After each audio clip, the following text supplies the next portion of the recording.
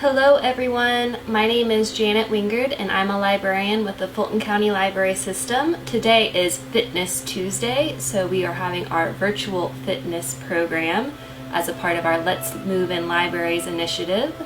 So today's program is going to be a Yin Yoga program. I've done a couple of similar programs in the past, so today I'm going to show you 3 new postures that we haven't done in previous programs. And Yin Yoga, for those that haven't participated before, is a much slower paced form of yoga. There's a lot of holding postures for a long time, and the postures primarily target your joints and your ligaments. For the purposes of our video today though, I'm just going to demonstrate to you how to get into the postures, how to adjust them so that they work best for you and your body, and then how to get out of the postures. So let's go ahead and begin. Our first posture today is called caterpillar. This posture primarily targets the spine, hips, and hamstrings. To get into this pose, start by sitting on a cushion with your legs straight out in front of you. Now fold forward over your legs, allowing your back to round. You can choose to keep your legs straight, or you can bend your knees. If you have tight hamstrings like I do, it may be best to bend the knees so that you can flex the hips enough to come forward with your torso. You can use a bolster under your knees for support, or you can wrap your arms under your knees. You can also try more cushions to sit higher in order to tilt the pelvis more.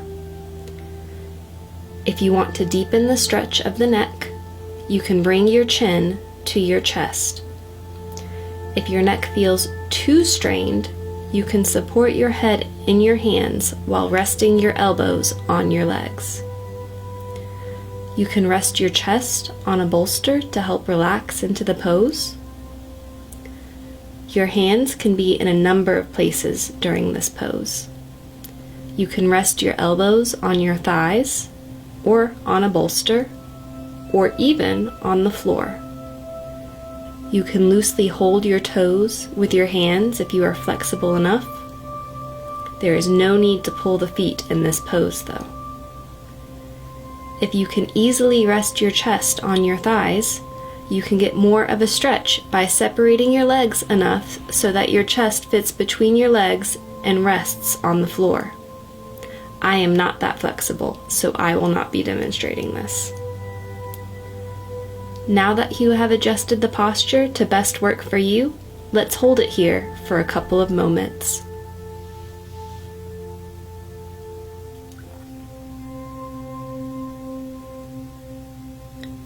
To come out of the pose, use your hands to push up from the floor and slowly roll up. Once your torso is fully up, lean back onto your hands to release the hips and extend the spine.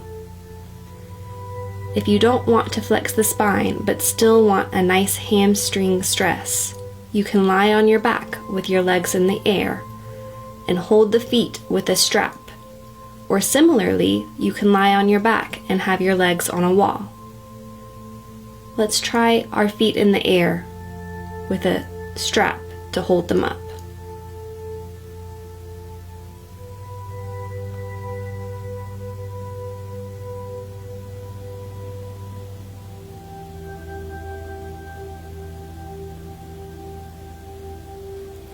Now let your legs down.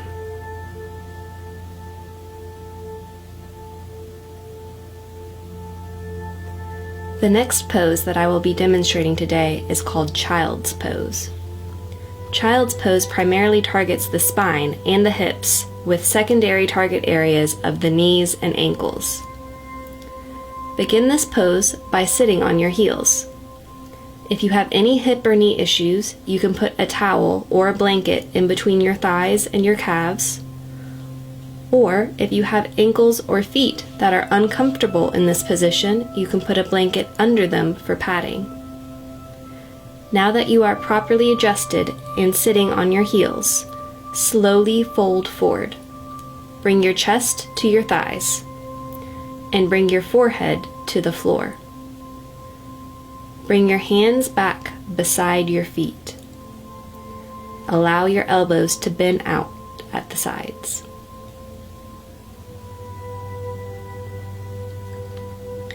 For an alternative hand position, you can stretch your arms forward. This puts less pressure on the neck, but it may increase shoulder tension. If you do not want your forehead to touch the floor, you can put a towel or blanket under your head, or you can turn your neck to one side. Your knees should be close together as comfortable. They do not have to touch. If your hips are uncomfortable or if you have chest or belly compression that is too much to handle, you can separate your knees more. If you cannot sit on your heels, or if your head or neck feels too stressed, you can place a bolster under your chest. Now that you have adjusted the posture to best work for you, let's hold it here for a couple of moments.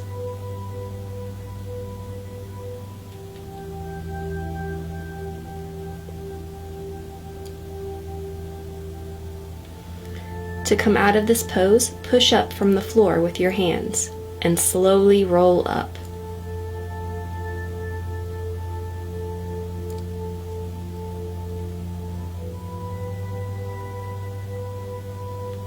Our final pose today is called dangling.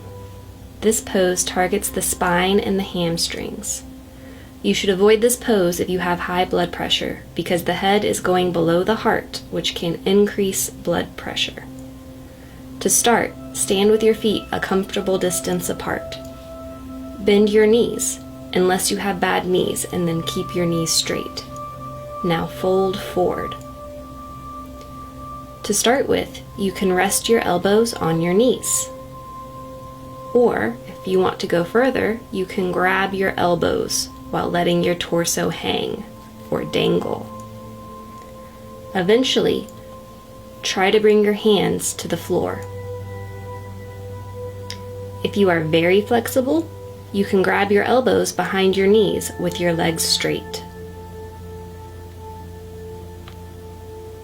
Now that you have adjusted the posture to best work for you, let's hold it here for a couple of moments.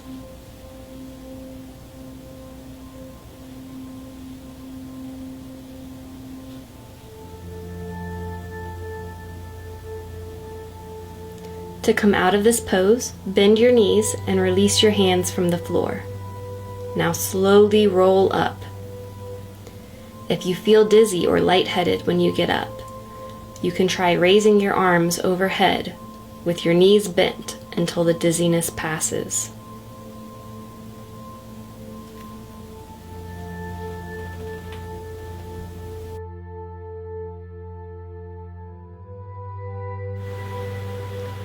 Well, thanks for joining me today. I hope that you were able to get something out of this experience with me. Don't forget to check us out every Tuesday at 10 a.m. is Fitness Tuesdays with Fulton County Library, part of our Let's Move in Libraries initiative. And Fulton County Library System has great virtual programs going on throughout the week on our various social media platforms, especially on Facebook. So be sure to check us out and follow us, and we hope to see you again next time. Bye!